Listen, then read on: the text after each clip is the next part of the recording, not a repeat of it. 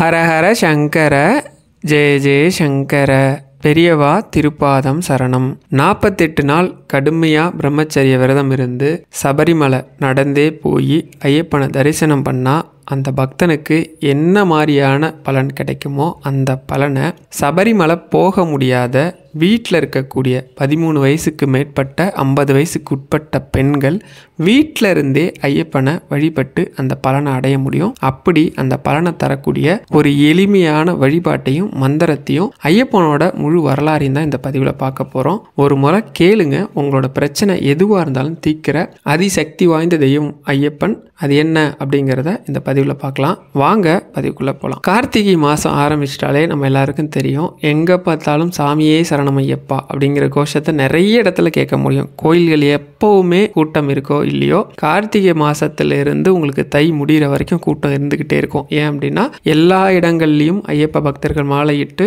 ஐயப்பனை தரிசனம் பண்ண போகிறது வழக்கம். இதில் என்ன அப்படின்னா, குறிப்பாக ஐயப்பன் கோயிலில் அதுவும் சபரிமலைக்குன்னு ஒரு கட்டுப்பாடு இருக்குது. நிறைய கோயிலுக்கு கட்டுப்பாடு இருந்தாலும் சபரிமலை கட்டுப்பாடு ரொம்ப அபரிவிதமான கட்டுப்பாடு இருக்கும். என்ன அப்படின்னா, சபரிமலைக்கு மாலை போடணும் அப்படின்னா ரொம்ப வீடு சுத்தமாக இருக்கணும். மாலை போடுறவங்க அசைவம் சாப்பிடக்கூடாது, முடி வெட்டிக்கக்கூடாது, நகம் வெட்டிக்கக்கூடாது, குறிப்பாக 2 வேளை குளிக்கணும், பிரம்மச்சரிய விரதம் இருக்கணும், அதுக்கப்புறம் இருமுடி கட்டிட்டு ஐயப்பனை தரிசனம் பண்ணிட்டு வந்து விரதத்தை முடிக்கணும் அப்படின்னு சொல்லி நியதி இருக்கும். பெண்களாக இருந்தால் அவங்களுக்கு சில கட்டுப்பாடுகள் இருக்குது. பூ பெய்கிற வயசு 12 வயசுக்கு உட்பட்ட குழந்தைகள், பெண் குழந்தைகளும் 50 வயசுக்கு மேற்பட்ட, அதாவது மாதவிடாய் நின்ற பெண்களும் மட்டும்தான் ஐயப்பன் கோயிலுக்கு வரணும் அப்படின்னு சொல்லி ஒரு நியதி இருக்குது. இதுக்கு உட்பட்ட பெண்கள் சபரிமலைக்கு வரக்கூடாது அப்படின்னு சொல்லி காலகாலமாக நமக்கு ஒரு வழக்கம் கடைபிடிச்சிட்டு வரப்படுது. இப்படி இருக்கிற பெண்கள் ஐயப்பனோட அருள் கிடைக்குமா கிடைக்காதா, ஐயப்பனை வழிபடலாமா கூடாதா அப்படின்னா 100% ஐயப்பனை வழிபடலாம். இப்போ நீங்கள் உங்கள் வீட்டில் யாரோ ஒருத்தங்க மாலை போட்டிருக்காங்க அப்படின்னா அவங்களுக்கு பக்தி சிரத்தையாக எல்லா வேலையும் செஞ்சு கொடுக்கக்கூடியது பார்த்தா ஒன்று அவங்க அம்மாவாக இருக்கலாம், இல்லை சகோதரியாக இருப்பாங்க, இல்லை மனைவியாக இருப்பாங்க. அப்போ இது எல்லாத்தையும் பண்ணி கொடுக்கக்கூடிய அவங்களுக்கு சபரிமலைக்கு வரத்துக்கு மட்டும் சில கட்டுப்பாடு இருக்குது. அது நம்ம சாஸ்திரமும் சரி நம்மளோட வழிமுறைகளும் கடைபிடிக்கிறதால அதை கடைபிடிச்சிக்கோங்க. ஆனால் வீட்டில் இருந்தே அந்த பரிபூர்ணமான ஐயப்பன், எங்கும் நிறைந்திருக்கக்கூடியவன், எதை கேட்டாலும் கொடுக்கக்கூடியவன், கூப்பிட்ட குரலுக்கு ஓடி வரக்கூடிய ஒரு கலியுக தெய்வம், அவனோட அருளை வீட்டில் இருந்தே வாங்கிக்க முடியும். அதை தான் நம்ம இந்த பதிவில் பார்க்க போகிறோம் முழுசாக. அதுக்கு முன்னாடி ஐயப்பனோட வரலாறு தெரிஞ்சுக்கோங்க. ஐயப்பனோட வரலாறு கேட்டிங்க அப்படின்னாலே நமக்கு சனி தோஷம் வேலை செய்யாது. இதுக்கு பின்னாடி நிறைய விஷயங்கள் இருக்குது. அதில் குறிப்பாக ஏன் சனியை சொல்கிறேன்னு உங்களுக்கு பின்னாடி தெரியும். மகிஷி, நான் பெரிய கதையெல்லாம் விட்டுட்டு ஷார்ட்டான கதைக்கு வரேன். மகிஷின்னு சொல்லி ஒரு அரக்கி என்ன பண்ணுறா அப்படின்னா, பிரம்மதேவனை நோக்கி கடுமையான தவம். என்ன, அவனோட அண்ணன் மகிஷாசுரன் அவனை துர்க்கை வதம் பண்ணதால் அதுக்கு காரணமான தேவர்கள், ரிஷிகள், அதுக்கப்புறம் மனிதர்களை எப்படியாவது பழி வாங்கிடணும்னு சொல்லி கடுமையான வரத்தையும் வாங்கிறான். என்ன வரம் அவ கேட்டதுன்னா, 2 ஆணுக்கு பிறக்கக்கூடிய பையன் 12 வயசு தான் ஆகணும், மனிதனாக பிறக்கணும், அவனால தான் எனக்கு அழிவு வரணும். அவளோட இது என்ன அப்படின்னா, 2 ஆணுக்கு குழந்தை பிறக்க வாய்ப்பே இல்லை, அப்படி ஒரு உருவமே வராது அப்படின்னு. ஆனால் கடவுளோட செயல்பாடு வேற மாதிரி இருக்கும். அதே சமயம் பந்தல நாடு, இப்போ இருக்கக்கூடிய கேரளம், பந்தல நாட்டில் ஆளக்கூடிய ராஜசேகரன் அப்படின்னு சொல்லக்கூடிய பாண்டிய மன்னன், இங்கேருந்து தமிழ்நாட்டிலேருந்து போன ஒரு வம்சம். அவரும் அவரோட மனைவி தீவிரமான விஷ்ணு பக்தை, இவர் தீவிரமான சிவபக்தன். இவங்க 2 பேருக்கும் கல்யாணமாகி நெடுகாலமாக குழந்தை இல்லை. இவங்க என்ன பண்ணுறாங்க அப்படின்னா, கடுமையாக விரதம் இருக்கிறாங்க குழந்தை பாக்கியத்துக்காக. அந்த மனைவியோட கனவுல விஷ்ணுவும், இவரோட கனவுல சிவனும் காட்சி கொடுத்து உனக்கு குழந்தை வரம் உண்டு அப்படின்னு சொல்லிடுறாங்க. இவங்களுக்கு ரொம்ப சந்தோஷம். அதே சமயம் இப்போ குழந்தை வரம் கொடுத்தாச்சு, குழந்தை வேணும்ல. அதே நேரம் ஒரு அரக்கன் சிவபெருமான்கிட்ட ஒரு வரம் வாங்குவான். என்ன வரம் வாங்குவான் அப்படின்னா, நான் யாருக்கு தலையில் கை வைக்கிறேனோ அவங்க எரிஞ்சு சாம்பலாக போகணும் அப்படின்னு சொல்லி. அப்படியே சிவபெருமான் வரத்தையும் கொடுத்துருவார். அதை சோதனை பண்ணுறேன்னு சொல்லி சிவபெருமான் தலையிலே கையை வைக்க வருவான். இந்த நிகழ்வு ஒன்று. 2வது என்ன ஆகும் அப்படின்னா, இந்த பார்க்கடலை கடைஞ்சப்ப இந்த அமிர்தத்தை ஃபஸ்ட்டு யார் சாப்பிட்றது அப்படின்னு சொல்லி ஒரு சண்டை வரும். அந்த சண்டையை தீர்த்து வைக்கிறதுக்கு விஷ்ணு என்ன பண்ணுவார்னா, மோகினி அவதாரம் எடுப்பார். இந்த மோகினி அவதாரம் எடுத்த தலம்னு சொல்லி மதுரை பக்கத்தில் திருமோகூர் அப்படின்னு ஒரு ஊர் இருக்குது. அங்கே காட்சி கொடுக்கறதே மோகினி. அந்த பெண் ரூபத்தில் தான் ஒரு காட்சியை கொடுப்பார். நீங்கள் மதுரை பக்கத்தில் வந்தீங்க அப்படின்னா அந்த கோயிலை தரிசனம் பண்ணலாம். இந்த மோகினி அவதாரத்தில் என்ன பண்ணுவார் அப்படின்னா, அந்த பக்கம் அமிர்தத்தை பிரித்து கொடுத்ததா ஒரு சம்பவம் சொல்லுவாங்க. இந்த பக்கம் என்ன சொல்லுவாங்க அப்படின்னா, இந்த அசுரனை அழிக்கிறதுக்காக, சிவபெருமானை காப்பாற்றுறதுக்காக அந்த அசுரன் முன்னாடி மோகினியாக நிற்பார். நின்ன உடனே அவன் என்ன பண்ணுவான், இந்த மோகினியோட அழகில் மயங்கி அவளை கல்யாணம் பண்ணிக்கணும்னு கேட்பான். யாரா? பெருமாளை. அவர் என்ன சொல்லுவார், நான் நடனத்தில் சிறந்தவள், என்ன ஜெயிச்சிட்ட அப்படின்னா நான் உன்னை கல்யாணம் பண்ணிக்கிறேன் அப்படின்னு சொன்னதும் சரின்னு 2 பேரும் நடனம் ஆடுவாங்க. ஆடும்போது ஒரு அபிநயம் பிடிக்கிற மாதிரியே பிடிச்சி என்ன பண்ணுவா அப்படின்னா தன்னோட தலையிலேயே தன்னோட கையை மோகினி ரூபத்தில் இருக்க விஷ்ணு வச்சுருவார். வச்சவொடனே அவனும் அப்படியே வச்சுருவான். அவனே எரிஞ்சு சாம்பலாயிடுவான். இந்த சமயம் மோகினிக்கும் சிவபெருமானுக்கும் ஒரு குழந்தை பிறக்கும். அந்த குழந்தை தான் ஐயப்பன். அதாவது விஷ்ணு பகவான் அம்மா, சிவபெருமான் அப்பா. இந்த குழந்தைய இப்போ ராஜசேகரன் வேட்டையாடுறதுக்காக இப்போ இருக்கக்கூடிய பம்பை நதி கரை ஓரத்தில் பரிவாரங்களோட வந்துக்கிட்டு இருக்கும்போது சிவபெருமானும் விஷ்ணுவும் கொண்டு வந்து அவர் கண்ணில் படுற மாதிரி ஒரு இடத்துல போடணும்னு முடிவு பண்ணி போடுவாங்க. அப்படி போடும்போது விஷ்ணு என்னதான் இருந்தாலும் ஒரு தாய் ரூபத்தில் மோகினி ரூபத்தில் இருக்கிறதால அவங்க ரொம்ப வருத்தப்படுவாங்க. இந்த அழகான குழந்தை நம்ம குழந்தைய போயிட்டு ஒரு காட்டில் போடுறோமே, ஏதாவது மிருகம் ஏதாவது பண்ணிடுச்சுன்னா என்ன பண்ணுறது? 2 பேரும் தெய்வம் இருந்தாலும் இந்த தாய் பாசம்ங்கிறது தான். உடனே சிவபெருமான் சொல்கிறாரு, அப்படியா, வருத்தப்படாதீங்க, வாங்க ஓரமாக நின்று என்ன நடக்குதுன்னு பார்ப்போம் அப்படின்னு. கீழே குழந்தைய போட்டால் பொதுவாக ஒரு குழந்தைய கீழே போட்டோம் மனித ரூபத்தில் இருக்கார், அழுவும் இல்லையா? ஆனால் ஐயப்பன் அழுவவே இல்லை. ஒரே ஆச்சரியம் உங்களுக்கு, ஏன் அழுவலை அப்படின்னு பார்த்தா 2 பேரும் பார்க்குறாங்க. பார்த்தா நவகிரகம் இருக்கு இல்லையா? நவகிரகம் நம்ம குழந்தைகளுக்கெல்லாம் கிளுகிழப்பு விளையாடுவோம்ல, இப்படி குழந்தையெல்லாம் சின்ன வயசு ரொம்ப சின்ன குழந்தைக்கு என்ன பண்ணுவோம், அந்த மாதிரி பார்த்தா நவகிரகமே அவரை சிரிக்க வைக்குது. பார்த்தியா, உன் பையன் பிறந்து ஒரு நாள்லேயே நவகிரகத்தை எடுத்து விளையாடுறான், அவனுக்கு ஒன்றும் ஆகிடப்போகுது, நீ வா அப்படின்னு சொல்லிட்டு கூப்பிட்டுட்டு சிவபெருமான் போயிடுறதா சொல்லுவாங்க. அப்போ ராஜசேகரன் வருவார், குழந்தைய பார்ப்பார். பார்த்தவொடனே இவ்வளோ அழகாக தெய்வீக ஒளி வீசக்கூடிய குழந்தைய யார் இங்கே போட்டிருப்பான்னு தேடி தேடி பார்ப்பார், யாராவது இருக்காங்களா. அப்போ ஒரு முனிவர் அங்கே இது உனக்காக இறைவனால் கொடுக்கப்பட்ட குழந்தை, எடுத்துக்க, கழுத்தில் மணி இருக்கிறதால இவனுக்கு மணிகண்டன் பேர் வைன்னு சொல்லுவார். அதனால் ஐயப்பனோட இயற்பெயர் மணிகண்டன் தான். ஐயப்பன் ஏன் பேர் வந்துன்னு பின்னாடி சொல்கிறேன். இவர் எடுத்துகிட்டு அரண்மனைக்கு வராரு. மனைவிக்கு ரொம்ப சந்தோஷம். ராணி அவங்களுக்கு ரொம்ப அன்பும் பாசமும் அரவணைப்போடு வளர்க்குறாங்க. இன்னமும் அந்த அரண்மனையில் ஒரு ஆச்சரியம் சொல்லுவாங்க. ஐயப்பன் வளர்ந்த அந்த அரண்மனையில் ஐயப்பனை குளிக்க வைக்கிறதுக்கு ஒரு குளம் இருக்குது. அந்த குளத்தில் எப்போவுமே கேரளம் எப்படி இருக்குன்னா குளிர் பிரதேசம். அது குளிர், இந்த சமயம்லாம் போனோம்னா குளிரும். நீங்கள் இந்த சமயமும் நீங்கள் பந்தல் அரண்மனைக்கு போய் நீங்கள் அந்த குளத்தில் இருக்க தண்ணியை தொட்டிங்கன்னா வெதுன்னு வெந்நீராக இருக்கும். ஐயப்பன் குளிக்கிறதுக்காக அந்த அரண்மனைக்கு பின்னாடி இருக்கிற அந்த குளத்தில் இருக்க தண்ணி இன்றைக்கும் வெந்நீராக இருக்கும். நீங்கள் எப்போ போனீங்கனாலும் அது சுடும். எப்போவுமே ஜில்லுன்னே இருக்காது அந்த தண்ணி. அப்படி ஒரு ஆச்சரியம். அந்த குளத்தில் தான் ஐயப்பனை குளிக்க வச்சாங்களாம். ஐயப்பன் கைப்பட எழுதின ஓலைச்சுவடிகள்லாம் அவங்க இன்னும் வச்சிருக்கிறாங்க. நிறைய குறிப்புகள்லாம் எழுதியிருக்கிறாரு. அவர் கைப்பட எழுதின இடம், விளையாண்ட இடம்லாம் நீங்கள் அங்கே போனீங்க அப்படின்னா பார்க்க முடியும். இப்படி அன்போடையும் அரவணைப்போடையும் பாசத்தோடையும் ஐயப்பன் வளர்க்கப்படுறாரு. இந்த சமயம் ராணி கர்ப்பம் ஆகுறாங்க. அவங்களுக்கே ஒரு குழந்தை பிறக்குது. இருந்தாலும் ராஜசேகரனுக்கு ஐயப்பன் மேலே அபரிவிதமான பாசம், அப்படி ஒரு பாசம். சரி, பையனுக்கு 5 வயசு ஆயிடுச்சு, நம்ம கல்வி கேட்கறதுக்காக குருகுலத்துக்கு அனுப்புகிறார். அப்படி போகும்போது அங்கே குருகுலத்துக்கு போனால் ஐயப்பனோட நடவடிக்கையெல்லாம் வித்தியாசமாக இருக்குது. ஒரு சாதாரண மனுஷனால் செய்ய முடியாத விஷயத்தெல்லாம் செய்கிறார். சாதாரணமாக ஒரு தடவை வில்வித்தையை சொல்லி கொடுத்து இந்த மரத்தில் இருக்கிற அதை எய்ம் பண்ணி அடிப்பா அப்படின்னு சொன்னால் ஒரே விஷயத்தில் பண்ணிடுறார். இது இவருக்கு வியப்பாக இருக்குது. கண்டிப்பாக ஒரு சாதாரண மனுஷனால் இவ்வளோ விஷயம் துல்லியமாக பண்ண முடியாது, இது கண்டிப்பாக சாதாரண மனுஷனே கிடையாதுன்னு கண்டுபிடிச்சிடறார். இருந்தால் கூட அவருக்கு அதை வெளிப்படுத்தலை. அந்த சமயம் அந்த குருவுக்கு வாய் பேச முடியாத, காது கேட்காத ஒரு குழந்தை இருக்கான். கடைசியாக குருகுலத்தில் கல்வியெல்லாம் முடிச்சுட்டு கிளம்புறப்ப குருதட்சணை கொடுக்கணும். அப்படி கொடுக்க வர்றப்ப இவர் என்ன பண்ணுறாருன்னா அந்த குழந்தைக்கு வாய் பேச்சையும் காது கேட்குற தன்மையும் கொடுத்து அந்த குழந்தைய பரிபூர்ணமாக சாதாரண மனுஷன் மாதிரி குணப்படுத்துகிறார். குணப்படுத்தினவனே ரொம்ப சந்தோஷப்படுறாரு குரு. இருந்தாலும் உங்களுக்காக ஒரு பெருமைப்படுத்துகிறேன் உங்களை அப்படின்னு சொல்லி ஒரு விஷயத்த கேட்குறார். சத்தியம் கேட்குறேன். என்னன்னா, நான் அவதாரம் அப்படிங்கிறத எந்த சூழ்நிலையும் நீங்கள் வெளிப்படுத்திடக்கூடாது, எனக்கு ஒரு சத்தியம் பண்ணுங்க அப்படின்னு சொல்கிறார். சரின்னு சத்தியம் பண்ணிடுறார். இந்த சத்தியம் பண்ணிட்டு குருவுக்கு ஒரு சிறப்பு என்ன வச்சு செஞ்சுருப்பார் அப்படின்னா, இன்றைக்கும் நீங்கள் கார்த்திகை 1ஆம் தேதி மாலை போடணும் அப்படின்னா உங்கள் அப்பா அம்மா கையாலேயோ இல்லை ஒரு தகுந்த குருசாமி கையாலேயோ தான் மாலை போடணும். 18 வருஷம் போனால் ஒரு குருவோட தான் நீங்கள் எப்போ எத்தனை வருஷம் போனாலும் சரி, நீங்கள் 18 வருஷம் போகிற வரைக்கும் நீங்கள் ஒரு தகுந்த குருவோட துணையோடு தான் போகணும். அப்போ தான் ஐயப்பன் ஏற்றுப்பேன்னு சொல்லியிருக்கிறார். 2வது, இப்போ சபரிமலை இருக்கு இல்லையா, ஐயப்பன் கோவில். அந்த ஐயப்பன் கோவில் கட்ட ஆரம்பித்தது பரசுராமர் தான் கட்டுவார். அப்படி கட்டும்போது முதல் கல் யார் எடுத்து கொடுத்தாருன்னா ஐயப்பனுக்கு வில்வித்தை சொல்லி கொடுத்தா அந்த குரு கையால் எடுத்து ஃபஸ்ட்டு வச்சதுக்கு அப்புறம் தான் அந்த கோயிலே எழுப்பப்பட்டுதான். அப்படி ஒரு சிறப்பாக குருவுக்கு கொடுத்தவர். அதாவது அப்படி ஒரு தங்கமான மனசு, இதமான மனசுன்னு சொல்லுவோம், அப்படி ஒரு தெய்வம் ஐயப்பன். குருகுல கல்வி முடிஞ்சு இப்போ வராரு. வந்த உடனே இப்போ இந்த நாட்டில் இருக்க மந்திரிக்கு ஒரு பிரச்சனை, வாரிசு இல்லாத சொத்து எப்படியாவது நம்ம ராஜாவா இல்லான்னு அவன் ஒரு திட்டம் வச்சிருக்கிறான். இந்த சமயம் பார்த்து ஐயப்பன் வேற இப்படி பண்ணிக்கிட்டு இருக்கான். குழந்தை வேற பிறந்துருச்சு. ஐயப்பனை எப்படியாவது ஒழிச்சு கட்டிட்டா இந்த குழந்தைய ஈஸியாக காலி பண்ணிடலாம் அப்படின்றது அவனோட திட்டம். அதனால் என்ன பண்ணுறான் அப்படின்னா, ஐயப்பன் சாப்பிடக்கூடிய சாப்பாட்டில் கடுமையான நஞ்சுடைய விஷத்தை கலந்துடுறான். கலந்தவொடனே ஐயப்பன் சாப்பிட்டு ஒரு மாதிரி ரொம்ப முடியாமல் படைக்க மாட்டார்ன்ற ஸ்டேஜில் இருக்கும்போது இந்த விஷயம் ஏற்கனவே கடவுளுக்கு தெரியும்ல. உடனே சிவபெருமான் ஒரு சாதாரண முனிவர் மாதிரி வராரு. வரும்போது தன்னோட காளை மாடு இருக்கும் இல்லையா, வாகனம், அதை கொண்டு வந்து ஒரு இடத்துல கட்டிட்டு யாசகம் கேட்டு வருவாங்க, ஆசீர்வாதம் பண்ணுவாங்க. அந்த மாதிரி முனிவர் மாதிரி வராரு. அந்த சிவபெருமான் காளை மாட்டை கட்டின இடம் தான் காளை கட்டி. இன்னைக்கும் போனீங்கன்னா காளை கட்டி சிவன் கோவில் இருக்கு. காளையை கட்டிட்டு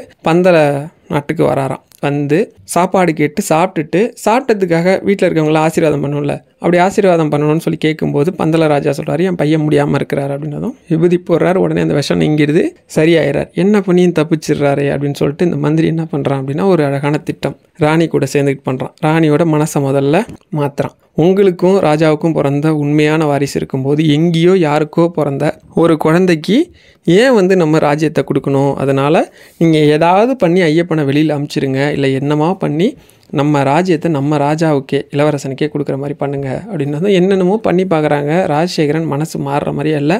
ஐயப்பன் தான் என் மூத்த பிள்ளை, அவருக்கு தான் இந்த ராஜ்யம்னு சொல்லிடுறாரு. வேறு வழியே இல்லாமல் அரண்மனை வைத்தியனை கைக்குள்ளே வச்சுக்கிட்டு இவங்க என்ன பண்ணுறாங்க அப்படின்னா, ராணிக்கு வந்து ஒரு விதமான நோய் வந்துட்டதாகவும் புலிப்பால் எடுத்துகிட்டு வந்தால் தான் குணமாகும்னு சொல்லி ஐயப்பனை புலிப்பால் எடுக்க அனுப்பலாம் அப்படின்னு ஒரு பிளான் பண்ணுறாங்க. ஏன் புலிப்பால் அப்படின்னா, பொதுவாகவே புலி வந்து வேட்டைக்கு வரும்போது ரொம்ப ஆக்ரோஷமாக இருக்கும்.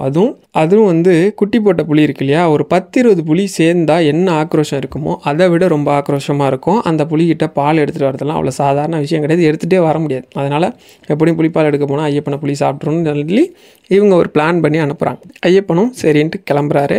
ஆனால் வந்து ராஜசேகரனுக்கு மனசே இல்லை, வேணான்னு சொல்கிறார். என்ன இருந்தாலும் வேண்டாம் அப்படின்னு. என்ன இருந்தாலும் பரவாயில்லப்பா, எங்கள் அம்மாவுக்கு உடம்புக்கு முடியலன்னா அதை போக்க வேண்டிய கடமை வந்து ஒரு பையனா எனக்கு இருக்குது அப்படின்னு சொல்கிறார். எந்த அளவுக்கு தாய் பாசம் பாருங்கள் அவருக்கு. சரி அப்படின்னு சொல்லிட்டு கிளம்புறாரு. இப்போ தான் நம்ம இருமுடி கட்டுற கான்செப்டே வருது. ஒரு முத்திரை தேங்காய், சிவனுக்கு அம்சமான தேங்காய், பலமுறை நான் சொல்லியிருக்கிறேன். அந்த தேங்காயில் ஒரு கண்ணை வந்து குடஞ்சிட்டு அதுக்குள்ளே நெய்யை ஃபில் பண்ணி மூடி, இன்னொரு பக்கம் கொஞ்ச நாட்கள் தாங்கக்கூடிய பழங்கள், பொரி, அவள், இந்த மாதிரி விஷயத்தெல்லாம் வச்சு கட்டி கொடுக்குறாரு. அதனால தான் நம்ம இன்றைக்கும் ஐயப்பனுக்கு இருமுடி வந்து கட்டும்போது நெய்யை கொண்டு போய் அபிஷேகத்துக்கு கொடுக்குறோம். இதுக்கு முன்னாடி இன்னும் வேறு சில தத்துவங்கள்லாம் இருக்குது, அதை பின்னாடி சொல்கிறேன். எடுத்துக்கிட்டு இவர் போகிறாரு. போகும்போது சபரிமலை இப்போவே ரொம்ப அடர்ந்த காடு. ஐயப்பன் வாழ்ந்த காலத்தில் இதை விட ரொம்ப கொடுமையான வனமாக இருந்திருக்குது. அந்த வனத்துக்குள்ளே இவர் போகிறார். போகும்போது அங்கேயும் இங்கேயும் தேடி அலைகிறார். எங்கேயுமே குட்டி போட்ட புலி இல்லை. இந்த சமயம் மகிஷி என்ன பண்ணுறா அப்படின்னா, தேவலோகத்தில் ரொம்ப பிரச்சனை பண்ணிகிட்ருக்கா. தேவர்களெல்லாம் போட்டு துன்புறுத்துறா. இது கேள்விப்பட்டு ஐயப்பன் அந்த இடத்துக்கு வந்த உடனே எல்லாரும் மக்கள்லாம் செதறி ஓடி வராங்க. மரங்கள்லாம் பிடுங்கப்பட்டு கிடக்கு. அப்போ கேட்குறாரு, ஏன் இந்த மாதிரி எல்லாம் ஓடி வரீங்க, என்ன ஏதுன்னு கேட்டதும் இப்போ சொல்கிறாங்க, இந்த மாதிரி மகிஷின்னு ஒருத்தி இருக்கிறா, அந்த அரக்கி எங்களெல்லாம் வதம் பண்ணுறாங்க. அந்த இப்போ அவருக்கு வந்து பூர்வ ஜென்ம ஞாபகம், எந்த அவதாரம் நோக்கத்துக்காக வந்திருக்கிறாரோ அந்த ஞாபகம் வந்துடுது. உடனே என்ன பண்ணுறாரு, நேராக தேவலோகம் போகிறாரு. அங்கேருந்து மகிஷியோட சண்டை போகிறாரு. மகிஷியை தூக்கி வீசுகிறாரு. வீசுகிற இடம் தான் அழுதா நதி. அழுதா நதியில் வச்சு மறுபடியும் சண்டை. இப்போ அவள் வந்து ஒரு வரம் வாங்கின அரக்கி. தன்னோட யார் சண்டை போட்டாலும் உங்களுக்கு கோபம் அதிகமாக இன்னும் பலம் குடிக்கிட்டே போகும். இதனால் என்ன பண்ணுறாருன்னா, ஐயப்பன் வந்து துணைக்கு வாபர் அப்படின்னு சொல்லக்கூடிய சாமி இருக்கார் இல்லையா, அவர் வந்து நிறைய பேர் வந்து வாபர் அப்படிங்கிறது ஒரு முஸ்லீம் சொல்லி ஒரு கதை சொல்லிட்டு இருக்காங்க. நான் அந்த கதைக்கு பின்னாடி ஒரு விளக்கம் நான் கொடுக்குறேன். அவரை கூப்பிட்றாங்க. அவரோட பரிவாரங்களோட அவர் வந்து எங்கேருந்து, எரிமேலியிலேருந்து தன்னோட ஆயுதங்களை எடுத்துக்கிட்டு அழுதா நதி வரார். வந்து அங்கே ஐயப்பனுக்கு துணையாக இவங்க சண்டை போடுறாங்க. சண்டை போட்டதும் அரக்கி என்ன பண்ணுறாரு அப்படின்னா, ஒரு அம்பால் தலை வேற உடல் வேறையாக பிரிச்சுறாரு. இந்த மாதிரி கொல்லப்பட்ட அந்த அரக்கியை அவளோட உடலை அழுதாமலையில் ஒரு இடத்துல வச்சு பெரும் பாறைகளை தன்னோட படைகளை வச்சு மூடுறார். அதனால தான் நம்ம இன்றைக்கும் அழுத நதியில் குளிச்சுட்டு கன்னிசாமியாக போனாலும் சரி, எப்போ போனாலும் ஒரு சின்ன கல் எடுத்துகிட்டு போய் கல்லிடும் குன்றுன்னு ஒரு இடம் இருக்குது, அங்கே போடுவோம். அங்கே தான் அவங்களோட உடலை வந்து ஐயப்பன் மறைச்சி வச்சிருக்கிறதா சொல்லுவாங்க. அரக்கியை கொண்டுட்டாங்க அப்படிங்கிற சந்தோஷத்தில் அந்த ஐயப்பனோட படை வந்து ரொம்ப சந்தோஷப்பட்டு என்ன பண்ணுறாங்க அப்படின்னா, என்ஜாய் பண்ணுறாங்க, கொண்டாடுறாங்க. அதை தான் நம்ம இன்னைக்கு எரிமேலி போனோம் அப்படின்னா, எரிமேலி பேட்டை சாஸ்தா கோவில்னு சொல்கிறோம். அந்த பேட்டை சாஸ்தாவாக வரக்கூடியவர் தான் வாபர். இந்த வாபர் யார் அப்படின்னா, சிவபெருமானால் அனுப்பப்பட்ட பூதகணங்களோட தளபதி. எப்படி வந்து முருகனுக்கு வந்து வீரபாகு வந்தாரோ போர்படை தளபதியாக, அந்த மாதிரி ஐயப்பனுக்கு போர்படை தளபதியாக வரக்கூடியவர். இவருக்கும் முஸ்லீமான வாபருக்கும் சம்மந்தமே இல்லை. ஏன்னா நான் ஆதாரப்பூர்வமாகவே சொல்கிறேன், முஸ்லீம் படையெடுப்புகள் வந்து ஒரு 700 வருஷங்கள் தான் ஆகுது. அங்கே எரிமேலி போனீங்கன்னா பேட்டை சாஸ்தா கோயில் போயிட்டு நிறைய பேர் வாபர் மசூதி போவாங்க. அந்த வாபருங்கிறவர் வந்து ஒரு கடற்கொள்ளையனாகவும், அந்த கடற்கொள்ளையன் வந்து ஐயப்பனோட நல்ல எண்ணங்கள் பிடிச்சி ஐயப்பனோட சேர்ந்து சண்டை போட்டு ஐயப்பனுக்காகவே வாழ்ந்த நண்பராகவும் சொல்லுவாங்க. இது வந்து கதை பார்த்தீங்க அப்படின்னா கொஞ்சம் உண்மைக்கு புறம்பாக இருக்கிற மாதிரி இருக்கும். ஆனால் நீங்கள் சோதித்து பார்த்தீங்கன்னா அவங்க வாழ்ந்த காலமும் பல 1000 வருஷங்களுக்கு முன்னாடி வாழ்ந்த ஐயப்பனோட கதையும் வேறாக இருக்கும். அவங்க வாழ்ந்த காலம் வேறு, இவங்க வாழ்ந்த காலம் வேறு. எது எப்படியோ நம்ம பெரியவா சொன்ன மாதிரி ஒரு பெரியவாட்ட வந்து காஞ்சிபுரத்தில் இருக்கக்கூடிய ஒரு மசூதியிலேருந்து முன் வந்து பெரியவாட்ட வந்து நிற்பாங்க. என்ன அப்படின்னா, நாங்கள் வந்து 5 வேளை தொழுகிறது உங்களோட அந்த இறை வழிபாட்டை ரொம்ப தொந்தரவு பண்ணுறதா நாங்கள் நினைக்கிறோம். அதனால் நாங்களே முன் வந்து இந்த மசூதியை வந்து உங்களுக்கு தரோம், நீங்கள் வந்து ஏற்றுக்கோங்க அப்படின்னு சொல்லும்போது பெரியவா என்ன சொல்லுவாங்க அப்படின்னா, இந்த பாங்குழி, அதாவது அவங்க ஒலி எழுப்பி சொல்கிறாங்க இல்லையா, நமாஸ் பண்ணுறாங்கல்ல, அதை வந்து சொல்லுவாங்க. பாங்குழி கேட்குறப்பெல்லாம் அல்லாஹ் ரூபத்தில் நான் இறைவனை வந்து வணங்குறேன், அதனால் நிச்சயமாக நீங்கள் அப்படிலாம் செய்யக்கூடாது, நீங்கள் 5 வேளையும் தொழுகணும், அல்லாவை வணங்குறது தான் இந்த பிறவியில் உங்களோட இதுன்னு சொல்லுவாங்க. அவங்க ரொம்ப சந்தோஷப்பட்டு சொல்லிட்டு போவாங்க, உண்மையிலேயே அல்லாவுக்கு வந்து ஒரு உருவம் இருக்குது அப்படின்னா அது நீங்களாக தான் இருந்திருக்கிற முடியும்னு சொல்லி. அதனால் எந்த மதமோ நமக்குன்னு ஒரு நம்பிக்கை இருக்குது இல்லையா, அந்த இதில் நம்மளோட வாபர் சாமியும் இருக்கிறதா தான் நம்ம சொல்லப்படுது. அதனால் உங்களுக்கு நம்பிக்கை இருக்கோ இல்லையோ, ஐயப்பன் வந்து எல்லா மதத்தை உள்ளவங்களையும் ஏற்றுக்கக்கூடியவர். நம்ம கடவுளோட பக்தனாக இருக்கிறதுக்கு ஒரே ஒரு தகுதி இருந்தால் போதும், இன்ன பிற உயிர் மீது கருணையும் அன்பும் கொண்ட ஒரு நபராக இருந்தால் போதும். மதம், ஜாதி, இனம், பேதம் எதுவுமே நமக்கு தேவையில்லை. கடவுள் வழிபடுறதுக்கு ஒரே ஒரு கோரிக்கை மட்டும், ஒரே ஒரு விஷயம் மட்டும்தான் உங்களுக்கு வேணும். அன்பும் கருணையும் அடுத்த ஒரு உயிர் மேலே உங்களுக்கு வரும் அப்படின்னா நீங்கள் தான் உண்மையான பக்தன். அந்த ஒரு தகுதியை தான் கடவுள் எதிர்பார்க்குறார். நம்ம எப்பயும் எரிமேலி போயிட்டு வாபர் மசூதி போய் தரிசனமாக பண்ணுறவங்க தாராளமாக பண்ணலாம். விருப்பம் இல்லைங்க அப்படின்னு நினைக்கிறவங்க ஸ்கிப் பண்ணிவிட்டு வழக்கம் போல் நீங்கள் வந்து உங்களோட பயணத்தை தொடரலாம். இப்படி ஐயப்பன் கையால் வதம் பண்ணப்பட்ட மகிஷி வந்து சாப விமோச்சனம் நீங்கி ஒரு பெண்ணாக உருவெடுக்கிறாங்க. அவங்க தான் மஞ்சமாதா. என்ன கேட்குறாங்கன்னா, நீங்களே என்னை கல்யாணம் பண்ணிக்கணும் அப்படின்னு தான் ஐயப்பன் சொல்கிறாரு. இந்த பிறவியில் வந்து நான் வந்து பிரம்மச்சரியம் தான் ஏற்றிருக்கிறேன், பட் இருந்தாலும் உங்களுக்காக நான் வந்து ஒரு வரம் கொடுக்குறேன். எந்த வருஷம் வந்து கன்னிசாமி என்னை வந்து தரிசனம் பண்ணலையோ அந்த வருஷம் நான் வந்து உங்களை கல்யாணம் பண்ணிக்கிறேன் அப்படின்னு சொல்கிறார். அதனால தான் இன்றைக்கும் ஐயப்பன் கோயில் போனீங்க அப்படின்னா மஞ்சமாதா அப்படின்னு சொல்லிட்டு அம்மனை வந்து சிலையாக உருவம் பண்ணி அங்கே வழிபாடு பண்ணுற வழக்கம் இருக்குது. இந்த மஞ்சமாதா என்ன பண்ணுவாங்க அப்படின்னா, எல்லா ஐயப்ப சாமியும் வந்து நம்ம தை 1ஆம் தேதி தரிசனம் பண்ணிட்டு போனதுக்கப்புறம் மறுநாள் அங்கேருந்து புறப்பட்டு வந்து சரங்குத்தின்னு ஒரு இடம் இருக்குது. எல்லா கன்னிசாமியும் போய் கன்னிசாமிக்கான அந்த சரம் ஒன்று கொடுப்பாங்க, அதை குத்துற இடம் இருக்குது. அங்கே வந்து கன்னிசாமி வராமல் இருக்கிறாங்களான்னு கணக்கெடுப்பாங்களாம். அப்படி பார்த்துட்டு வந்திருக்கிறாங்கன்னு தெரிஞ்சு வருத்தப்பட்டுட்டு திரும்பி போவாங்களாம். இப்படி ஒரு ஐதீகம் இருக்குது, இதை ஃபாலோ பண்ணிட்டு வராங்க. ஆனால் இந்த ஐயப்பன் வந்து சபரிமலை வரைக்கும் ஒவ்வொருத்தர் துணையோடு வருவீங்க. சபரிமலைக்கு கரெக்டாக பம்பா வந்துட்டிங்கன்னா பம்பாலேருந்து உங்களை பத்திரமா கூட்டிட்டு போய் மலையை ஏற்றி சாமி தரிசனம் பண்ணி வீடு வரைக்கும் கொண்டு வந்து விடுறது ஐயப்பன் தான் அப்படின்னு சொல்லுவாங்க. ஏன் அப்படின்னா, பொதுவாக ஒரு இடத்துக்கு வரும்போது ஒருத்தர் துணை வருவாங்க. நீங்கள் ஐயப்பனுக்கு மாலை போட்டிங்கன்னா மட்டும் கருப்பசாமி கூடியே போவதாக சொல்லுவாங்க. சரி, இப்போ அதெல்லாம் முடிஞ்சிருச்சு. தேவர்கள் ரொம்ப சந்தோஷப்படுறாங்க. இந்திரன் உட்பட அத்தனை பேரும் புலியாக மாறுறாங்க. பெண் புலியாக மாறி பால் கொடுக்கறதுக்காக வந்து நிற்கிறாங்க. அந்த புலி மேலே தான் ஐயப்பன் ஏறி உட்கார்றது. அதுதான் ஐயப்பனோட வாகனமாக மாறுது. நேராக எங்கே போகிறாருன்னா பந்தல ராஜ்யத்துக்கு போகிறார். ஒரு புலிகிட்டே பால் எடுத்துகிட்டு வருவார்னு பார்த்தா கிட்டத்தட்ட ஒரு 50 புலி கூட்டமாக வந்ததும் பந்தல தேசமே நடுங்குது. யார் இவனா ஐயப்பன் மேலே புலி மேலே உட்காந்து ரொம்ப ஆயாசமாக வரதை பார்த்ததும் ராஜசேகரனுக்கு தெரிஞ்சு போச்சு, இது கண்டிப்பாக தெய்வ குழந்தை தான், வேறு மாற்று கருத்தை இல்லைண்டு ஓடி வந்ததும் அன்போட ஆசையோடையும் பாசத்தோடையும் கட்டி பிடிச்சிக்கிறாரு. ரொம்ப சந்தோஷம் அவருக்கு பையன் திரும்பி வந்ததும். இப்போ ராணியும் மந்திரியும் நடுங்குறாங்க. அவங்களோட சூழ்ச்சி என்னன்னு தெரிஞ்சு போச்சு. தெரிஞ்சவொடனே ராஜா ரொம்ப கடுமையான கோபமாயிடுறாரு. உடனே அவங்களுக்கு ஒரு தண்டனை கொடுக்க வராரு. உடனே ஐயப்பன் தடுக்கிறாரு, கூடாது, அவங்க இப்படி ஒரு நாடகம் நடத்தினதால தான் என்னோட உண்மையான அவதார நோக்கம் என்னவோ அது நிகழ்ந்தது, அதனால் இவங்களை மன்னிக்கணும் அப்படின்னு சொல்கிறார். இருந்தாலும் அவருக்கு மனசு கேட்கல. உடனே சொல்கிறாங்க, இவங்க மன்னிக்க முடியாத பாவத்தை பண்ணியிருக்காங்க அப்படின்னு சொன்னதும் சரி, அதுக்கு வந்து ஒரு விஷயம் சொல்கிறார். அதுதான் நம்ம வந்து இன்றைக்கி கடைப்பிடிச்சி போகிற இந்த விரத முறை. கடுமையாக பிரம்மச்சரியம் இருந்து ஒரு வேளை உணவெடுத்து 2 வேளை குளிக்கிறது. காலையில் சூரிய உதயத்துக்கு முன்னாடி குளிக்கணும், சூரியன் அஸ்தமனத்துக்கு ஆனதுக்கு அப்புறம் குளிக்கணும், வெறும் தரையில் தான் படுத்து தூங்கணும், எளிமையான உணவு தான் எடுத்துக்கணும், அசைவம் சாப்பிடக்கூடாது, முகசவரம் பண்ணக்கூடாது, நகம் வெட்டக்கூடாது, துக்க நிகழ்ச்சிகளை கலந்துக்கக்கூடாது, செருப்பு இல்லாமல் நடக்கணும், யாரை பார்த்தாலும் சாமியே சரணம் ஐயப்பான்னு சொல்லணும், சாமி சரணம் சொல்லி தான் வழிபடணும், கடுமையாக விரதம் இருந்து இருமுடி கட்டி வந்து என்னை பார்க்கணும் அப்படிங்கிற இந்த விஷயத்த ஐயப்பன் சொல்லியிருப்பார். ஃபஸ்ட்டு இருமுடி கட்டி சபரிமலை போய் தரிசனம் பண்ணவங்க அந்த ராணி, மந்திரி, பந்தல ராஜா ராஜசேகரன் மட்டும்தான் அப்படின்னு சொல்லுவாங்க. சரி, இது முடிஞ்சிருச்சு. இப்போ இவர் வந்து அவதார நோக்கம் முடிஞ்சு நான் கிளம்பணும் அப்படின்னு சொல்கிறாரு.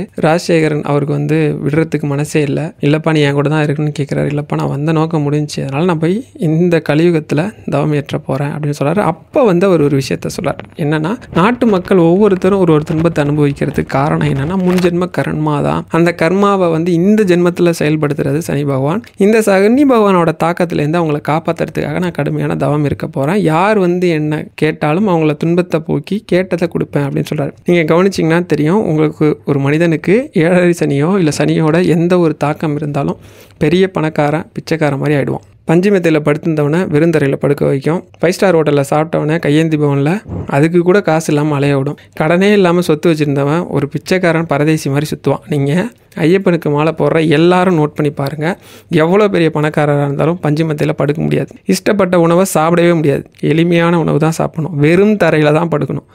ஐயப்பனுக்கு 48 நாள் விரதம் இருந்து போகிறது உங்களோட கர்மாவில் ஒரு பெரும்பகுதி. உதாரணத்துக்கு 100% ஒரு கர்மா ஒருத்தருக்கு இருக்குது அப்படின்னா 100% கர்மாவும் பல பேருக்கு போயிடும். ஒரு சிலருக்கு ஒரு 90-95% கர்மா போயிடும். திரும்ப திரும்ப போகிறதால குறையும். திரும்ப போகிறதால குறையும்னு சொல்கிறீங்க. ஆனால் கஷ்டம் வந்துக்கிட்டே தான் இருக்குன்னா நீங்கள் அடுத்து மாலை போட்டுட்டு வந்ததுக்கு அப்புறம் அந்த 48 நாள் கழித்து அடுத்து வர 48 நாளுக்குள்ளே நம்ம தான் அடுத்து ஒரு 200% கர்மாவை சேர்த்து வச்சுருவோமே. அது இருக்கிறதால மறுபடியும் எப்படி நம்மளால் நிம்மதியாகவும் சந்தோஷமாகவும் இருக்க முடியும்? முடிஞ்ச அளவுக்கு அந்த விரதம் இருக்கிற முறையை எப்படி கடைபிடிக்கிறோம் அது மாதிரி வாழ்நாள் ஃபுல்லாக கடைபிடிக்கணுங்கிறது ஒன்றா இருந்தால் கூட அந்த விரதத்துக்கு பின்னாடி நிறைய விஷயங்கள் இருக்குது. இப்போ ஐயப்பன் வந்து கிளம்புறாரு. இவர் ஏங்கிறதால சொல்கிறாரு, நான் ஒரு அம்பு எடுத்து அம்பெய்கிறேன். அந்த அம்பு எங்கே விழுதோ அங்கே தான் வந்து நான் வந்து தவக்கோலத்தில் இருக்க போகிறேன். நீங்கள் அங்கே வந்தீங்க அப்படின்னா என்னை எப்பயுமே தரிசனம் பண்ணலாம் அப்படின்னு சொல்கிறாரு. என்னை வந்து பார்க்கலான்னு சொல்கிறார். இப்போ இது வந்து ரொம்ப அடர்ந்த காடு, எனக்கு எப்படிப்பா வழி தெரியுனதும் உடனே சொல்கிறார், உங்களுக்கு வழி காட்டுறதுக்கு நான் ஒரு ஏற்பாடு பண்ணியிருக்கிறேன். இன்றைக்கும் நீங்கள் ஐயப்பனோட ஆபரணம் பந்தளத்துலேருந்து கிளம்பி சபரிமலை வர வரைக்கும் ஒரு கழுகு ஃபாலோ பண்ணிகிட்டே வரும், பின்தொடர்ந்தே வரும். அந்த கழுகு வந்து சபரிமலை ஒரு வட்டம் அடிச்சுட்டு தான் போகும். பந்தள ராஜா ராஜசேகரன் கிளம்புறாரு. மேலே கழுகு கத்துற சத்தம் கேட்குது. நிமிந்து பார்க்குறாரு. சாரி, தப்பாக கழுகுன்னு சொல்லிட்டேன். பருந்து வட்டம் அடிக்கிறத பார்க்குறாரு.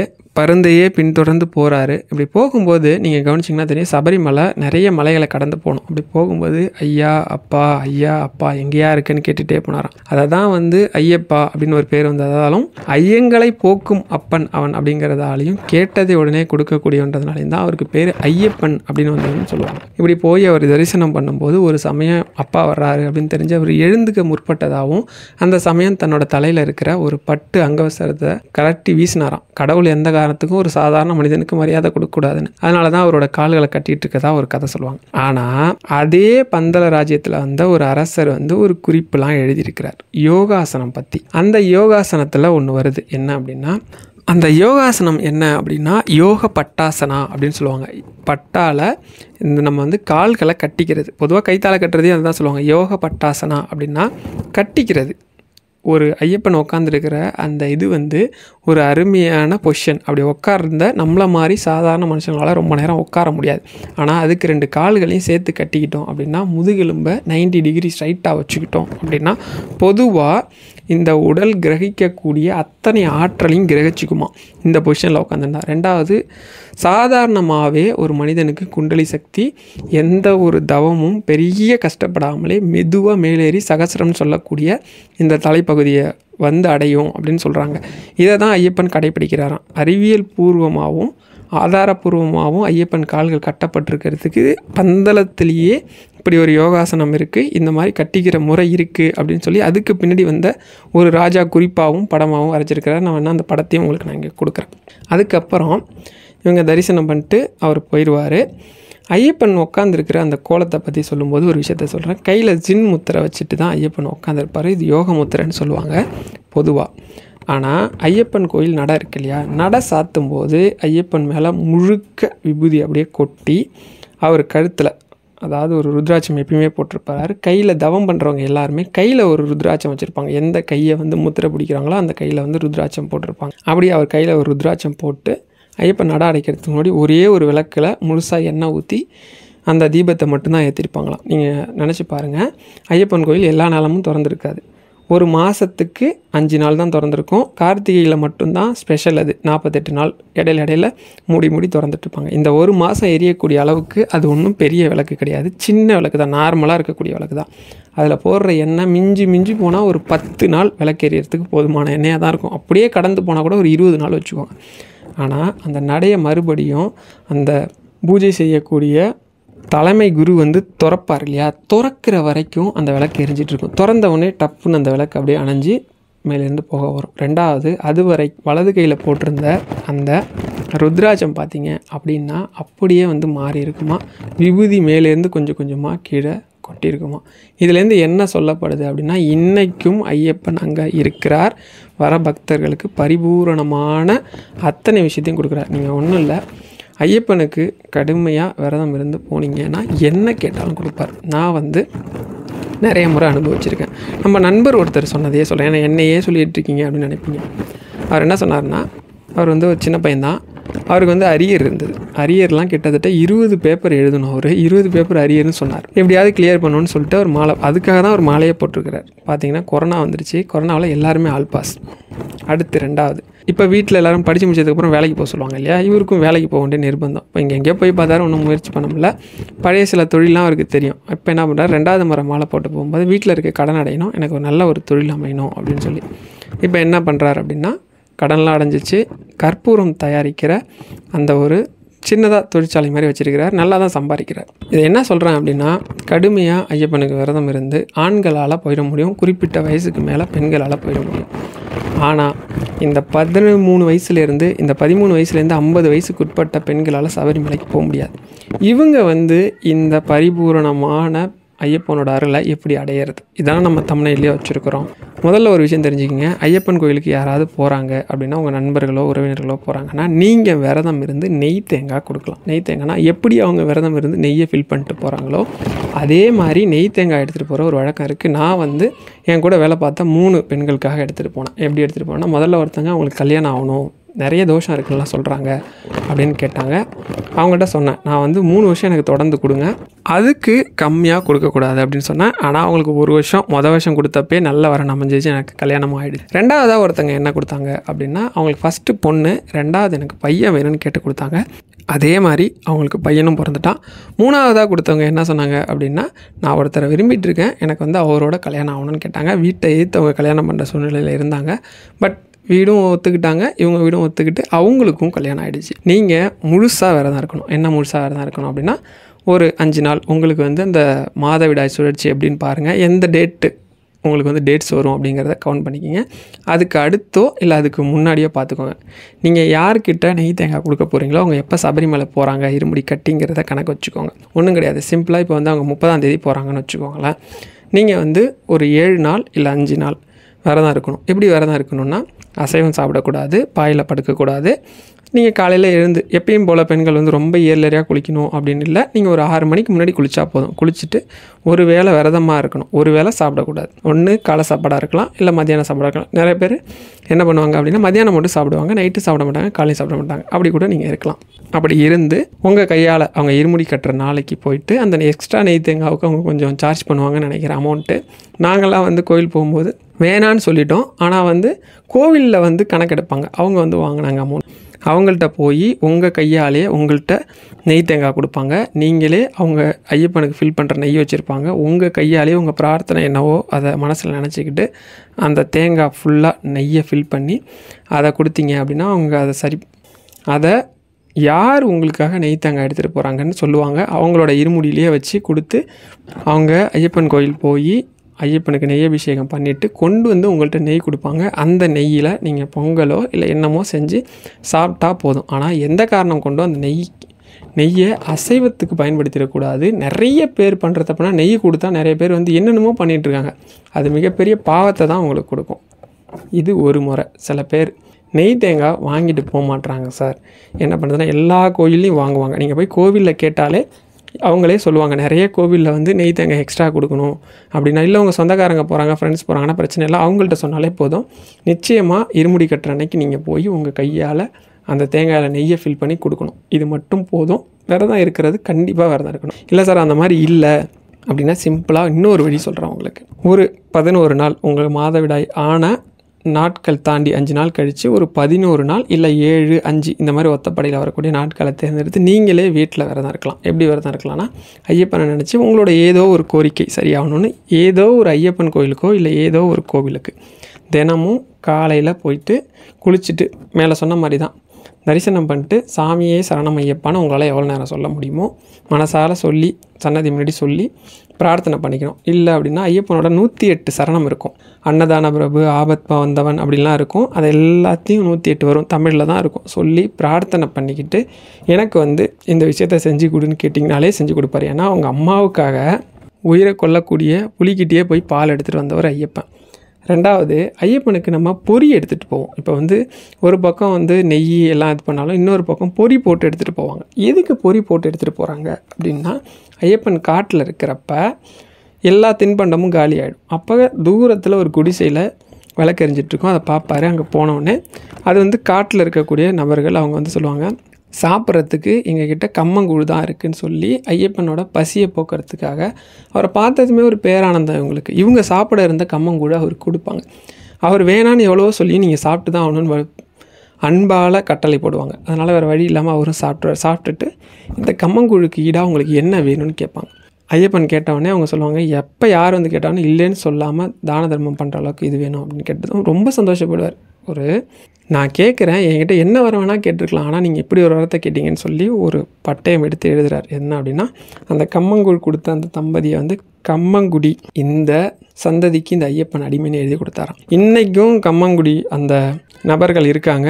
திருநெல்வேலி மாவட்டம் கல்லிடைக்குறிச்சியில் தான் இவங்க வாழ்ந்ததாக சொல்லுவாங்க. இவங்க தம்பதியில் வழி வந்த ஒருத்தர் தான் வந்து எல்லா ஐயப்பனும் கேட்கக்கூடிய அறிவராசனம் அப்படிங்கிற அந்த பாட்டை எழுதினவர். யார் அப்படின்னா, சுந்தரம் குலத்து ஐயர் அப்படின்னு சொல்லுவாங்க அவரை. அப்படி இந்த சுந்தர குலத்து ஐயர் ஒரு தடவை சபரிமலை போனப்போ எல்லாரோடையும் போகும்போது பெரியானை வட்டம் சிறியானை வட்டம் அந்த இடத்துக்கிட்ட போகும்போது ஒரு வெள்ளை யானை இவருக்கு மட்டும் காட்சி கொடுத்துதான். இந்த வழி வந்த நிறைய பேருக்கு ஐயப்பன் நேரடியாகவே காட்சி கொடுத்துருக்கதா சொல்லுவாங்க. இதை ஏன் நான் இங்கே சொல்கிறேன் அப்படின்னா, சாதாரணமாக ஒரு பொறி கொடுத்த அந்த தம்பதிகளுக்கே ஐயப்பன் தன்னோட என்ன சொல்கிறாரு, அடிமைன்னு எழுதி தன்னோட அன்பை வெளிப்படுத்தியிருக்கிறார். ஒன்றும் இல்லை, நீங்கள் விரதம் இருக்கிறீங்க, தினமும் உங்களால் முடிஞ்சால் யாரோ ஒரு நபருக்கு உங்கள் கையால் சமைச்சு உணவு போடுங்க. யாரோ ஒரு ஏழைக்கு, ஆதரவற்றவங்களுக்கு, முடியாதவங்களுக்கு இந்த விரதம் இருக்கிற நாட்கள் நீங்கள் வந்து நெய் கொடுக்குற நபராக இருந்தாலும் சரி, கொடுக்க முடியாத நபராக இருந்தாலும் சரி, ஐயப்பா உனக்கு கொடுக்குறதாவே நினச்சிக்கிட்டு நான் இவங்களுக்கு கொடுக்குறேன், என் பிரச்சனையை தீர்த்து கொடுப்பான்னு சொல்லுங்கள். அவருக்கு ஐயப்பனுக்கு இன்னொரு பேர் அன்னதான பிரபு. ஐயப்பன் கோயில் போகிற எல்லா கன்னிசாமி கண்டிப்பாக கன்னி பூஜை போட்டிருக்கணும். கன்னி பூஜைங்கிறதுக்கு முக்கியமான நோக்கமே அன்னதானம் பண்ணுறது தான். நீங்கள் இன்றைக்கும் அன்னதானம் பண்ணி ஐயப்பன்கிட்ட என்ன கேட்டாலும், ஒன்றுமே இல்லை, ஒரு சாம்பார் சாதம் தான் வாங்க முடியுது உங்கள்கிட்ட, ஒரு 30 ரூபா கொடுத்து சாம்பார் சாதம் வாங்கி ஒருத்தட்ட கொடுக்குறீங்க, ஐயப்பனுக்கு கொடுக்குறதா நினச்சிட்டு கொடுங்க. நீங்கள் என்ன கோரிக்கை வைக்கிறீங்களோ நான் அடித்து சொல்கிறேன், சில நாட்களுக்குள்ளேயே அது நடக்கும். எனக்கு எத்தனையோ பேருக்கு நான் வந்து ஐயப்பன் கதையை சொல்லுவேன். ஏன் நான் இந்த கதையை நீங்கள் கேளுங்க அப்படின்னு சொன்னால், ஐயப்பன் கதையை கேட்குறதே நமக்கு பெரிய புண்ணியம்.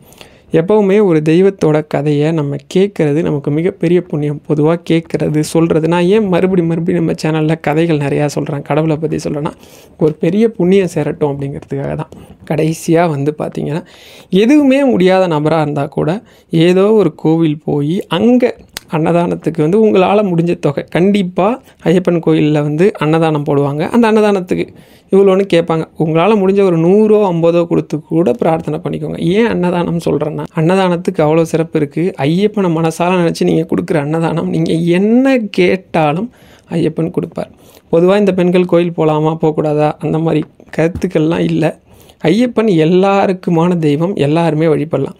போகலாம் போகக்கூடாதுங்கிறது நம்மளோட சம்பிரதாயம். அதுக்கு பின்னாடி நிறைய அறிவியல் காரணம் இருக்குது. அதை பற்றி ஒரு வரியில் சொல்லிடுறேன்.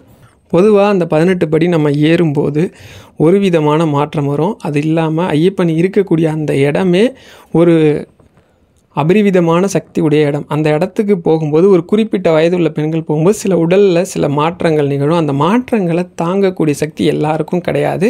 அதனால் நிறைய பின்விளைவுகள் கூட ஏற்படலாம் அப்படின்னு சொல்கிறாங்க. எப்பயுமே ஐயப்பனை நம்பி போனால் அந்த மாதிரி பின்விளைவுகள்லாம் வராது. அவர் அங்கே வந்து பிரம்மச்சரியமாக இருக்கிறதால பொதுவாக பிரம்மச்சாரிகள் வந்து பெண்களை வந்து பார்க்கக்கூடாது, பார்த்தா சஞ்சலம் ஏற்படும் அப்படின்னு சொல்லி ஒரு இது இருக்குது. கடவுளே ஆனாலும் சில நியமன விதிகள் வந்து கடைபிடிச்சே தீரணும் அப்படிங்கிறதால அங்கே இருக்காங்க. நீங்கள் ஐயப்பன் அங்கே உங்களுக்கு வந்து ஐயப்பன் கோயில் போகணும் அப்படின்னு ஒரு எண்ணம் இருந்தால் அதுக்கும் ஒரு வழி சொல்கிறேன். இப்போ இருக்கிற சபரிமலை ஐயப்பன் இருக்கிறார் இல்லையா, 1950 வந்து ஐயப்பன் கோயில் தீயால் சேதமடைஞ்சு போச்சு. அங்கே இருந்து ஐயப்பன் சிலை வந்து உருகிடுச்சு அப்படின்னு சொல்கிறாங்க. அப்போ கும்பகோணத்துலேருந்து 2 ஐயப்பன் சிலை செய்யப்படுது. ரெண்டும் ஒன்று பார்த்தா இன்னொன்று அப்படியே அச்சசலாக இருக்கிற மாதிரி செய்கிறாங்க. ஒன்றை பார்த்தா இன்னொன்று பார்க்க வேண்டாம், அந்த அளவுக்கு அச்சசலாக இருக்கும். 2 சிலையும் செஞ்சு நம்ம மதுரையை சேர்ந்த பிடிஆர் பழனிவேல் தியாகராஜன் ஐயா இருக்காங்க இல்லையா, அதாவது டிஎம்கேயோட ஃபினான்ஷியல் மினிஸ்டராக இருந்தாங்கல்ல, அவங்க தாத்தான் பிடிஆர் அவங்க என்ன பண்ணுறாங்கன்னா 2 சிலையுமே ஊர்வலமாக எடுத்துகிட்டு வராங்க. ஊர்வலமாக எல்லா ஊர்களுக்கும் எடுத்துகிட்டு வர போட்டது. அப்போ பசும்பொன் முத்துராமலிங்க தேவர் ஐயா வந்து மதுரைக்கு ஊர்வலமாக வரும்போது ரொம்ப விமர்சனையாக பண்ணதாக சொல்லுவாங்க. அப்படி வர்றப்ப ஒரு சிலை வந்து சபரிமலைக்கு போகுது. இப்போ நம்ம வழிபடுற ஐயப்பன். இன்னொரு சிலை எங்கே இருக்குது அப்படின்னா, மதுரை மேலமாசி வீதியில் ஐயப்பன் கோவில் இருக்குது. அந்த ஐயப்பன் கோவிலில் இருக்குது. இந்த ஐயப்பன் கோவிலை யார் வேணால் தரிசனம் பண்ணலாம். இங்கே பெண்கள் வரக்கூடாதுன்னு எந்த நியமனமும் கிடையாது. பெண்கள் தாராளமாக வரலாம். நான் குருக்கள்கிட்டே கேட்டேன், நேராக போய் நானே கேட்டேன். எலக்ட்ரிக்கல் திங்ஸ்லாம் அங்கே ரொம்ப கம்மியாக கிடைக்கும். நான் வாங்கிட்டு ஐயப்பன் கோவில் போனப்போ கேட்டேன், இங்கே வந்து பெண்கள் வந்து வரக்கூடாதுன்னு கட்டுப்பாடு இருக்கான்னு கேட்டேன். இல்லை சார், எல்லாருமே வரலாம், இது வந்து நார்மலாக எல்லாரும் வரலாம், மாதவிலக்கானவங்க பொதுவாக ஐயப்பன் தரிசனம் பண்ணக்கூடாது, மற்ற யார் வேணாலும் எந்த வயசுடையவங்களும் வரலான்றாங்க. 2 சிலையுமே ஒரே மாதிரி தான் இருக்கும், அச்சலாக இருக்கும். நான் நிறைய முறை ஐயப்பனை தரிசனம் பண்ணியிருக்கேன் சபரிமலையில். இந்த கோவிலுக்கு நான் 2 முறை தான் போயிருக்கேன். அப்படியே இருக்கும். நீங்கள் பக்கத்தில் கூட தரிசனம் பண்ணலாம். ஒருவேளை எனக்கு ஐயப்பன் கோவில் போகணும் சார், மனசு வந்து எனக்கு ஐயப்பனை தரிசனம் பண்ணணும்னு தோணுது அப்படின்னு நினச்சிங்கன்னா, நீங்கள் எங்கே இருந்தாலும் மதுரைக்கு வந்தீங்க அப்படின்னா அதே ஐயப்பன் அப்படியே அச்சலாம் இங்கே இருக்கிறார். நீங்கள் தரிசனம் பண்ணலாம். எங்கே ஒரு நியமனமும் கிடையாது உங்களுக்கு. ஒருவேளை வரணும்னு நினைக்கிறவங்களுக்கு. அப்படி இல்லை அப்படின்னா ஒவ்வொரு ஊர்லேயும் ஐயப்பன் கோயில் இருக்குது. அங்கே நீங்கள் போனீங்க அப்படின்னா போகக்கூடாதுலாம் எதுவும் கிடையாது. சபரிமலைக்கு மட்டும்தான் கட்டுப்பாடு. இதுலேயே அவருக்கே 6 படை வீடு இருக்குது. அதில் ஆரியங்காவு மற்ற இடத்துலலாம் இன்னும் சொல்ல போனால் ஐயப்பனுக்கு கல்யாணம் ஆயிடுச்சுனே சொல்கிறாங்க. ஆரியங்காவெல்லாம் பார்த்தீங்கன்னா தம்பதி சமேதராக இருப்பார். அந்த இடத்துக்குலாம் பெண்கள் அலோவ் பண்ணுறாங்க. அங்கெல்லாம் போகக்கூடாதுன்னு எந்த கட்டுப்பாடும் இல்லை. சபரிமலைக்கு மட்டும் கட்டுப்பாடு. ஆனால் சபரிமலைக்கு இருக்கிற ஐயப்பனுக்கு தான் எல்லாரும் விரதம் இருந்து போகிறாங்க. அப்படிப்பட்ட ஐயப்பனுக்கிட்ட நீங்கள் மனமுருகி என்னால் இதான் பண்ண முடியும், எனக்கு இதை நீ கொடு அப்படின்னு கேளுங்க. என்ன கேட்டாலும் கொடுப்பார்.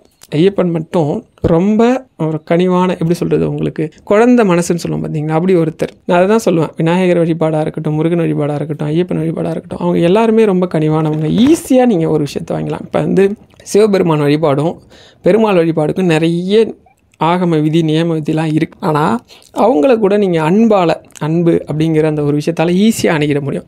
வேற ஒருத்தருக்கு நீங்கள் பண்ணுற ஒரு உதவி கடவுளை உங்கள் மேலே திரும்பி பார்க்க வைக்கிறது மட்டும் இல்லாமல் உங்களுக்கு தேவையானதை கொடுக்கும். நம்பிக்கையோட ஐயப்பன் மேலே பாரத்தை போட்டுட்டு விரதத்தை தொடங்குங்க. என்ன கேட்குறீங்களோ அதை ஐயப்பன் கொடுப்பான். இதுக்கு நான் வந்து பொறுப்பு, சாட்சியும் கூட. ஏன்னா இது வரைக்கும் நான் இந்த கோரிக்கைக்காக சபரிமலைக்கு மாலை போட்டு போய் எனக்கு நடக்காமல் இருந்ததில்ல. நான் நிறைய பேருக்காக நெய் தேங்காய் கொண்டு போயிருக்கேன். ஏன்னா நிறைய பேர் என்ன சொல்லுவாங்கன்னா, இருமுடி ஒயிட் ஆகிடும், நெய் தேங்காய் அதிகமாக எத்தனை சொல்லுவாங்க. நான் ஒரே டைமில் என்னோட நெய் தேங்காய் மட்டும் இல்லாமல் 3 பேருக்கு எடுத்துகிட்டு போனேன். அதை இல்லாமல் ஒரு வருஷம் போகும்போது என் கூட அண்ணன் வருவாங்க. அவங்க பையன், சின்ன பையன் அழுவ ஆரம்பிச்சிட்டான். தூக்கணும்னு சொல்லிட்டு. இருக்கிறதுலையே நீலிமலை இருக்குது பார்த்தீங்களா, பம்பாவிலேருந்து சபரிமலை போகிறது சிமெண்ட் பாதை ஒன்று போகும், கழுத பாதைன்னு சொல்லுவாங்க. இன்னொன்று வந்து படிக்கட்டு வழியாக போகும். 2மே செங்குத்தாக தான் போகும். செங்குத்தானா ஓரளவுக்கு நீங்கள் காலை பேலன்ஸ் பண்ணாலும் குப்புற விழுந்துருவீங்க, அந்த அளவுக்கு போகும். அதுலேயுமே அந்த பையன் எழும்போது நான் என்ன சொன்னேன் அப்படின்னா, 2 இருமுடியும் எடுத்துக்கிட்டு, நான் என் இருமுடியை தரமாட்டேன்னு சொல்லிட்டேன் யார்ட்டையும். ஐயப்பன் எனக்கு கொடுத்துருக்கிறாரு, நான் தான் எடுத்துகிட்டு வருவேன். அந்த பையனையும் தூக்கிக்கிட்டேன். அவங்க எவ்வளவோ சொன்னாங்க, வேணாம்ப்பா எப்படியாவது சமாதானம் பண்ணி கையில் பிடிச்சிட்டு போயிடலான்னு. வேண்டாம், ஐயப்பன் ஏதோ சொல்கிறாரு என்கிட்ட, அவனை கூட்டு வர சொல்கிறாரு, நான் கூட்டு வரேன் அப்படின்னு. நீங்கள் நம்பவே மாட்டீங்க, பெரிய ஆச்சரியம் நடந்தது. இப்படி போய்கிட்டே இருக்கேன். எல்லாரையும் வந்து அந்த படி வழியாக அனுப்பிச்சிட்டு இருந்தாங்க. இந்த பக்கம் என்ன மட்டும் ஸ்ட்ரைட்டாக 18 படி வரைக்கும் ஒருத்தர், ஒரு என்ன நினச்சாரோ தெரில, ஒரு போலீஸ் இங்கே வாங்கன்னு கூப்பிட்டார். இந்த பையன் யாருன்னு கேட்டார். எங்கள் அண்ணன் பையன். ஏன் இத்தனை இருமுடி எடுத்துகிட்டு வரீங்க அப்படின்னு கேட்டார். என் தம்பியோட இருமுடி இருக்குது, என்னோட இருமுடி இருக்குது, 2 பேரும் இருமுடி இருந்தால் தான் 18 படி ஏற முடியும் அப்படின்னு. 1 நிமிஷம் நில்லுங்கன்னு சொன்னார். நிற்க சொன்னால் ஒரு 5 நிமிஷம் தான் நின்றுருப்பேன். நேராக என்னை மட்டும் ஸ்ட்ரைட்டாக 18 படியில் கொண்டு வந்து விட்டார். மிகப்பெரிய ஆச்சரியமாக இருந்தது. வந்தேன், நானும் அந்த பையனும் இருமுடியை தலையில் வச்சுட்டு 18 படி ஏறணும். 5 நிமிஷத்தில் சாமி தரிசனமே முடிஞ்சிச்சு. அங்கேயும் பாருங்கள், நடைக்கிட்ட போய் நிற்கிறேன். நடைக்கிட்ட போகும்போது அந்த பையனுக்கு வந்து தெரியாதுன்னு சொல்லிட்டு நான் சாமி பக்கத்தில் 2 கியூ போகும். பக்கத்தில் பார்க்கறது, அதை விட கொஞ்சம் தள்ளி பார்க்கறது, அதை விட தள்ளி பார்க்கறதுன்ட்டு. சரி, கடைசி கியூ தான் நான் தேர்ந்தெடுத்தேன். ஏன்னா அதான் மேடை மாதிரி இருக்கும், சின்ன பையனை கூப்பிட்டு வரோம், அவனுக்கு சாமி தெரியாது அப்படின்னு. அங்கேயும் ஒரு போலீஸ் வந்து, தெரியலையா அவங்களுக்கு சாமின்னு கேட்டார். இல்லை தம்பிக்கு தெரியல அப்படின்னு. 1 நிமிஷம் ஓரமாக வாங்கன்னு சொல்லிட்டு அந்த 2 பக்கமும் திண்ணை மாதிரி இருக்கும், நீங்கள் தரிசனம் பண்ணுற இடத்துக்கிட்ட. அதுக்கிட்ட அந்த திண்ணை மேலே தம்பியை ஏற்றி நிற்க வச்சு கிட்டத்தட்ட ஒரு 5லேருந்து 10 நிமிஷம் நல்ல தரிசனம். மனசார என்ன நினைச்சனோ அதெல்லாம் பிரார்த்தனை பண்ணிட்டு, நீயே கூப்பிட்டு தரிசனம் கொடுக்குறல்ல அப்படின்னு நினச்சேன். அதுக்கு அடுத்த வருஷமும் ஒரு குழந்தைய தூக்கிட்டு போனேன். அதுக்கு அடுத்த வருஷமும் ஒரு குழந்தைய தூக்கிட்டு போனேன். 3ஆவது வருஷம் எனக்கு பையனே பிறந்துட்டான். என்னோட மிகப்பெரிய கோரிக்கையே எனக்கு வந்து குழந்தை வேணும் அப்படின்னு இருந்தது. அந்த 3ஆவது வருஷம் அவர் எனக்கு தெரியும், அவர் எதுக்கு என்னை கூப்பிட்றாரு, எதுக்கு இதை தூக்கிட்டு வர வைக்கிறாரு. ஓரளவுக்கு வந்து எனக்கு இதுக்கு தான் விதிச்சிருக்காருன்னா இதுதான் எனக்கு வந்து ஓரளவுக்கு தெரியும். நீங்களும் சொல்கிறேன், நம்பிக்கையோடு செய்யுங்க. கேட்டது அத்தனையும் கொடுப்பார் ஐயப்பன். ஹர ஹர சங்கர, ஜெய ஜெய சங்கர.